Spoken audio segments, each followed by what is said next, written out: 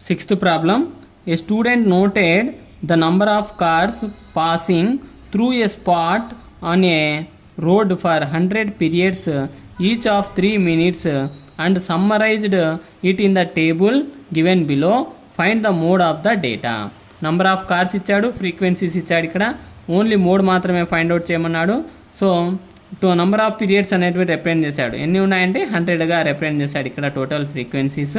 So మనం టేబుల్లోకి వెళ్ళినట్టయితే mode number of cars frequencies 0 to 10, 10 to 20, 20 to 30, 30 to 40, 40 to 50, 50 to 60, 60 to 70, 70 to 80. Next frequency 7, 14, 13, 12, 20, 10, 11, 15, 8 ఇలా frequencies ఇచ్చాడనమాట మనకు.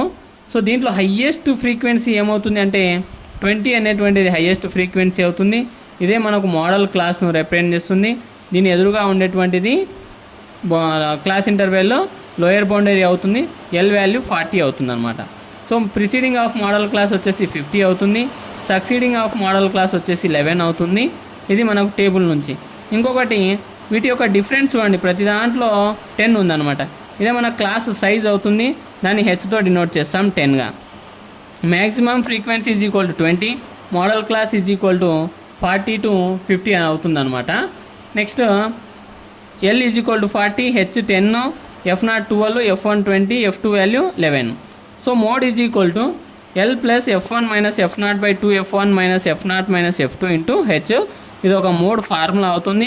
వాల్యూస్ రీప్లేస్ చేసినట్లయితే 40 plus 20 minus 12 by 2 into 20 minus 12 minus 11 into 10, 40 plus 20 minus 12 8 అవుతుంది into 10 by 2 20s 40 minus 12 11 23 అవుతుంది.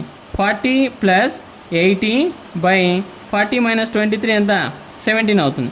17తో division చేసినట్లయితే 40 plus 4.7 అవుతుంది అనమాట approximate value. So add చేస్తే 44.7. The mode of the data is equal to 44.7 approximate value.